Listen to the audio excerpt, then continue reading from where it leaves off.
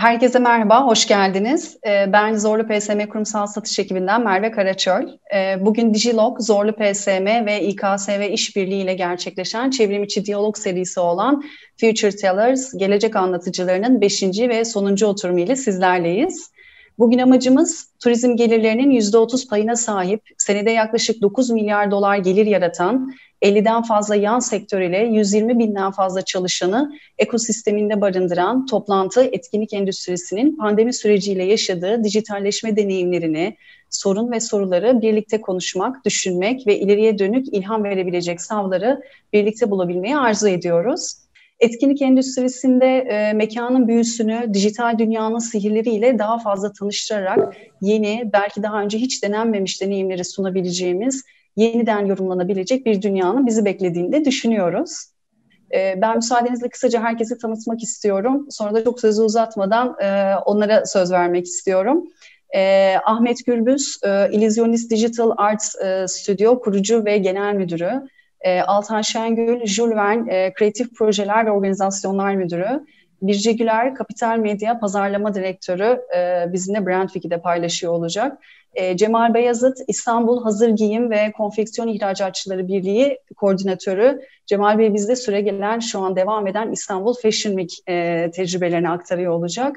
Egemen Özcan, Heymo kurucu ve CEO'su ve sevgili Hüseyin Kurt, iMice Derneği ve TÜRSAP Mice İhtisas Başkanı.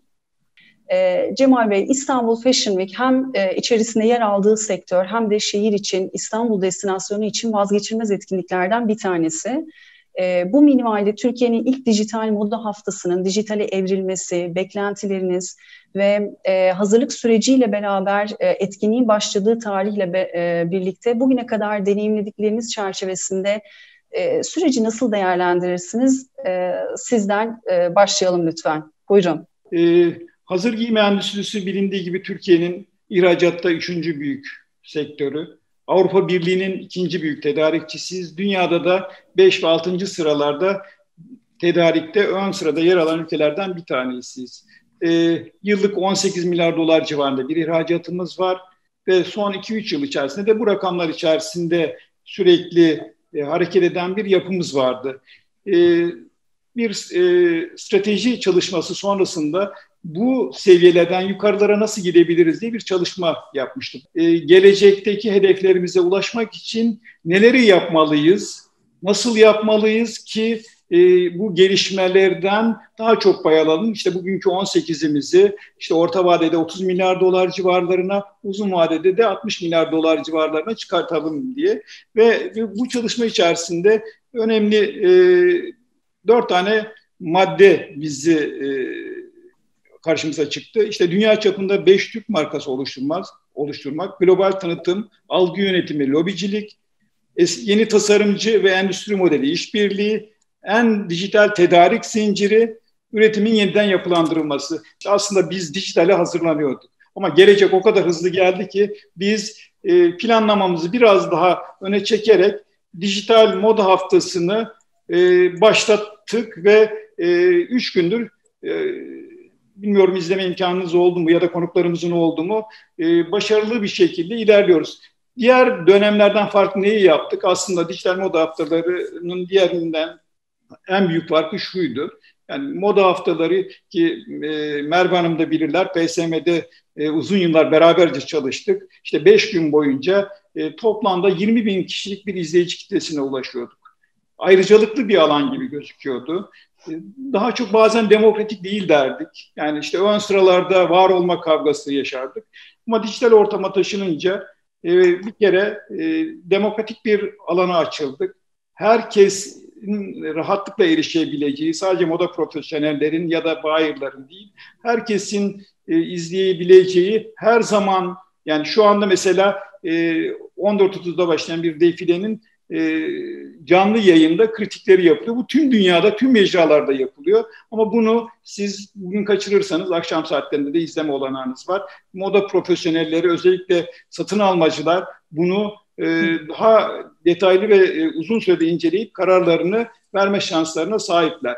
Aslında dijital daha zor, yani şöyle bir algı vardı. Dijitalde daha hızlı ve maliyetleri düşük şeylerle karşı karşıya kalabiliriz ama işte mekanından, tanıtım filmi, çekimi, influencerlar, yurt dışı mecralarla işte dijital Business of Fashion gibi, Vogue Runway gibi, Jor gibi ve medya satın almalarıyla baktığımızda aslında daha büyük ve daha geniş bir alana erişim sağladık.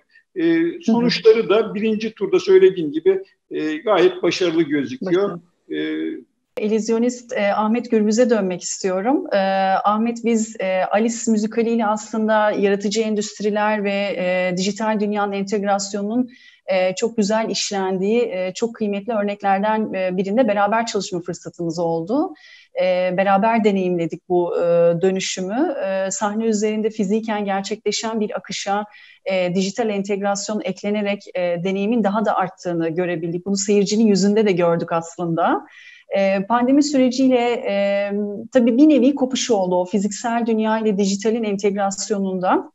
Ama ben baktığım noktada aslında tabii bu kopuşu çok negatif olarak değerlendirmiyorum. Bunu yeniden kendini yorumlama, kendini yenileme dönemi olarak da addetmek istiyorum. Bu bağlamda dijital sanatların etkinlik sektöründeki değişim ve evrilme süreci sence nasıl gerçekleşti? Dijital dünyanın imkanları, yüksek teknolojinin sihri, tasarımın gücüyle fiziki bir etkinliğe entegrasyonu ile deneyimin daha da arttığını gördük. Seyircinin yüzünde de gördük, dolan koltuklarda da gördük. Dolayısıyla bu entegrasyonun nasıl sonuçlandığını çok iyi hep beraber deneyimlemiştik orada. Bu sayede hem Alice'in Harikalar Diyarı'nı Zorlu'nun sahnesinde yaratabildik, hem de kültür sanat ile dijital sanatların entegrasyonunun ne kadar başarılı olduğunu gördük. Şu an bir kopuş gibi görünse de aslında bu dijital eventler ve hibrit eventler bize yepyeni şeyler öğretiyor. Şu an Cemal Bey'lerin de az önce söylediği gibi hani eskiden sadece 20 bin kişinin izlediği Fashion Week'i şu an yüz binlerce insan izleyebiliyor ve çok daha geniş bir kapılar açtığını gördük.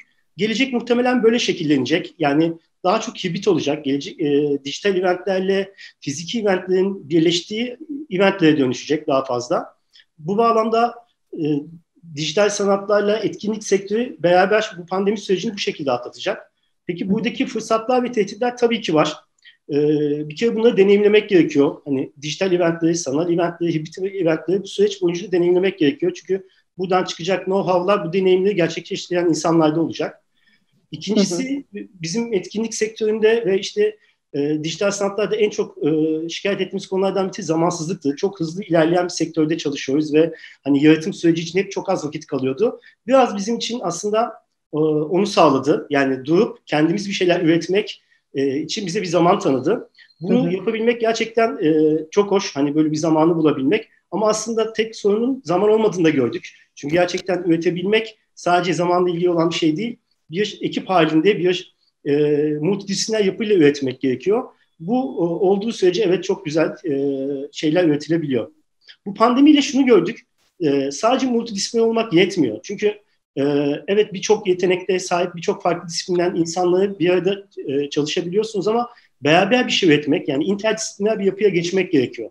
Bu pandemi sürecinde bu interdisipliner yapıda olanların daha çok bir şey üretebildiği ama tek başına kalıp bir şeyler üretme çabasının çok verimli olmadığını gördük. Ben burada sevgili Altan'a, Jules Verne'e dönmek istiyorum.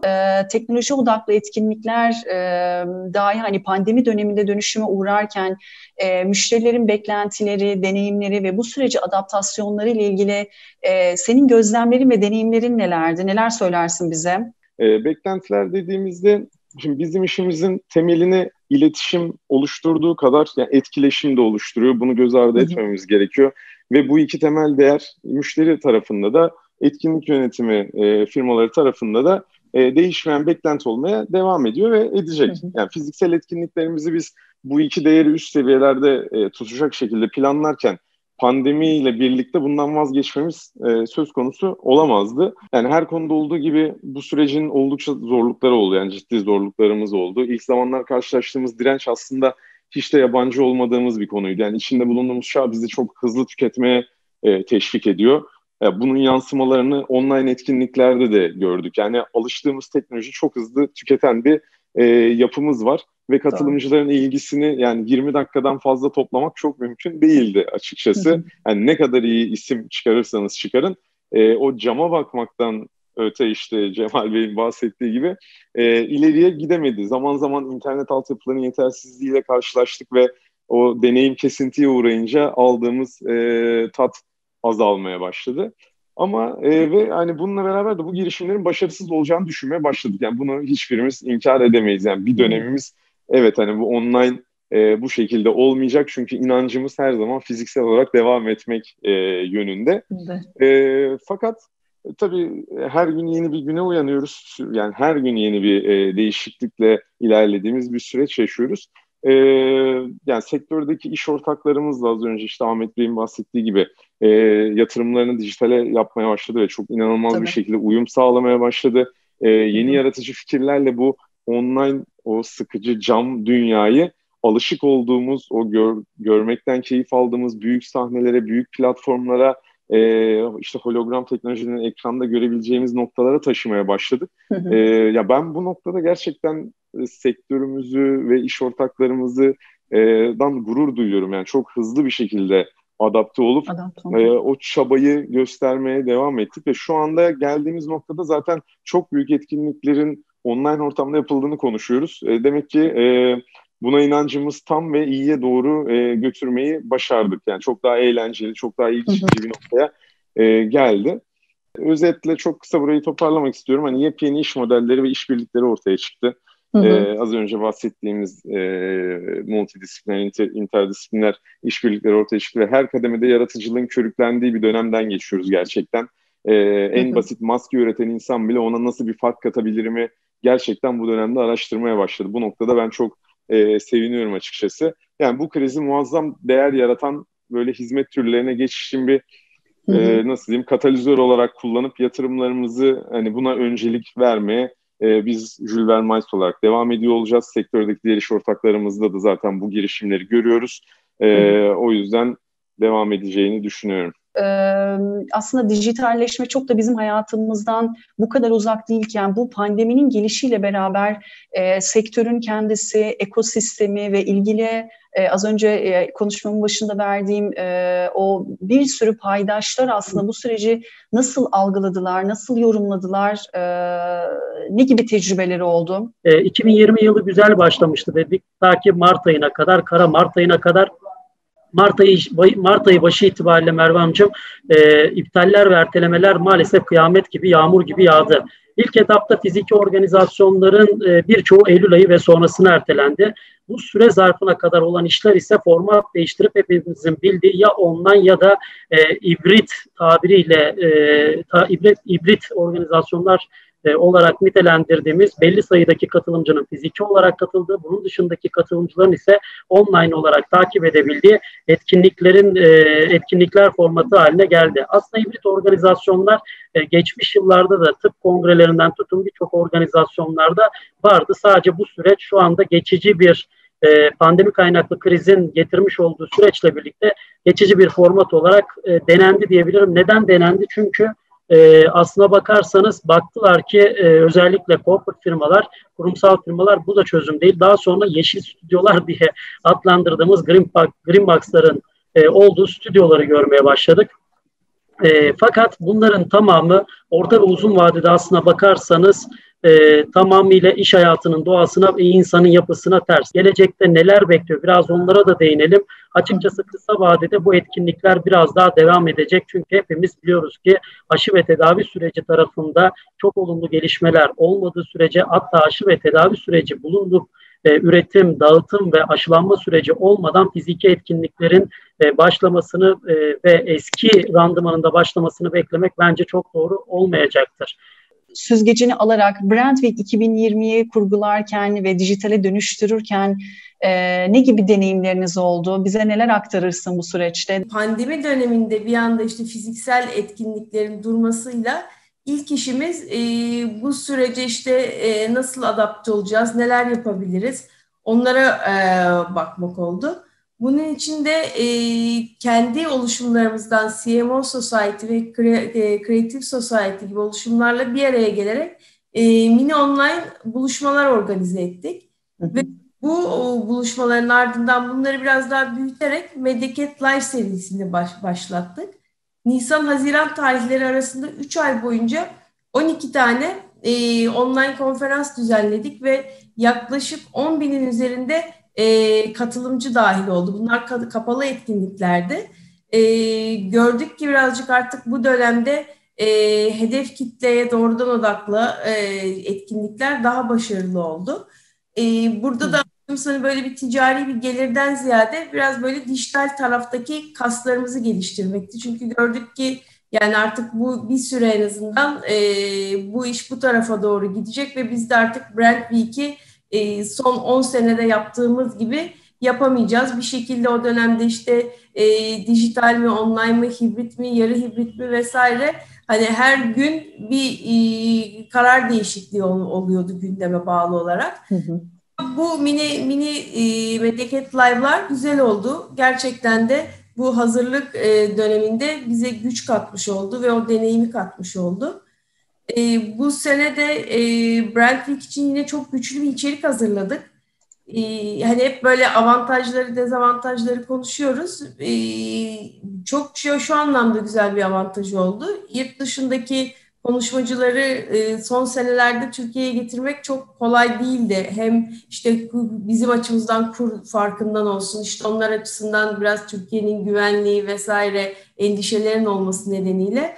Fakat online tarafa geçtiğimiz anda bir anda yıllarca hani gelir mi gelmez mi dediğimiz böyle konuşmacıların hepsi geldiler, katılmak istediler. Dolayısıyla çok güzel bir program hazırladık Brand Week'te.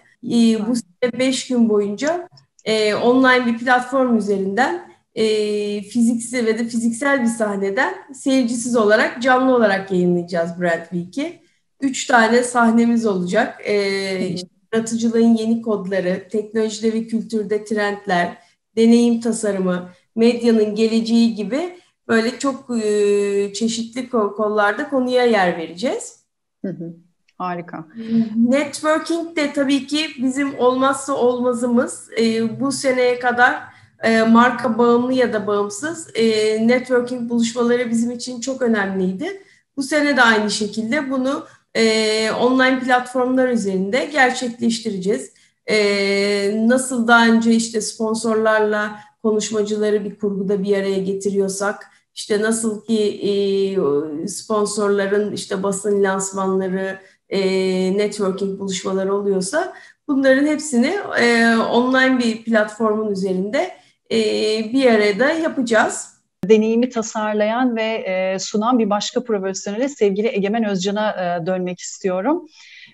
Egemen Bey, pandemi sürecinde Fest Together ve League of Legends olmak üzere farklı sektörleri ve aslında ekosistemleri beraber deneyimlediğiniz etkinlikler oldu. Bu etkinlikler özelinden yola çıkarak dijital etkinliklerin deneyimleri, iletişim kurmak istediği veya kurduğu kitleler noktasında başarılı oldu mu? Artıları nelerdi? Eksileri nelerdi? Tecrübelerinizi dinlemek istiyoruz. Bizler için de aslında yıl iyi başlayıp Mart ayı itibariyle bir şaşkınlık önce fazına girdi diyebilirim herkes gibi. Ben bu anlamda sektörümüzü takdir ediyorum. Niye derseniz hani tecrübelisi bir sektör bir yandan. Yani biz işte güvenliğe bakardık, yağmura bakardık, rüzgara bakardık, politikaya bakardık, gündeme bakardık. Her şeye bakmaya çok alışkın bir sektör ve bence kesinlikle riske atmadı. Yani üzerine düşen sorumluluğu ilk günden yapan bir sektörü konuşuyoruz ki hani aslında ona teklif edilen teklif şuydu: işini yapma. Ona rağmen bunu hızlıca da kabul eden de bir sektör var ve şu an hani ne kadar sesi çıkıyor gibi gözükse de aslında hani son geri dönen olmaya da razı bir sektör var önümüzde. O yüzden bence meslektaşlarımız bu süreci bu anlamda özenli yönettiklerini düşünüyorum. Bu süreçte yani dijital etkinlikler fiziki etkinliklerin yerini tutmadı. Burada tutmayacak da, çünkü hani duygu merkezli bir iş yaptığınızda hani aynı duyguya konuşmuyorlar bir yandan. Fakat ben bu geçen süreci önemli buluyorum. Niye? Bana kalırsa bütün endüstri bir şey öğreniyor. Doğruyu ve yanlışı da görüyor, öğreniyor. Buradan mutlaka öğretiler çıkacak. Bunlar mutlaka fiziki etkinlikleri yukarıya taşıyacaklar. Ben inanıyorum ki erişim sayıları ve demokratikleşme adına çok çok anlamlı bir noktaya gelecek. Ama burada hepimizi şu üzdü: yorgun bir sektör vardı en azından hani daha konvansiyonel MICE adına.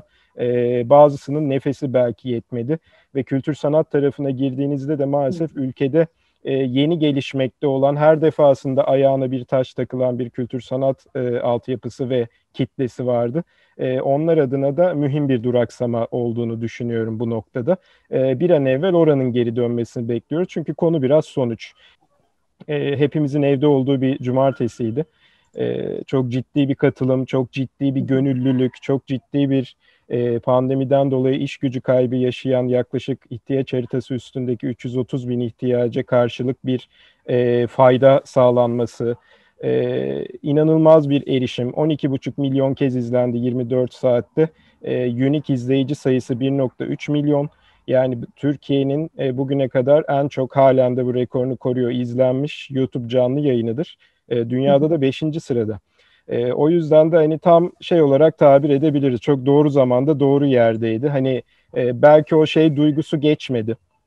Atıyorum işte katılan sanatçılarımızın Zorlu PSM ana salonda verdiği o konserin ambiyansı belki geçmedi.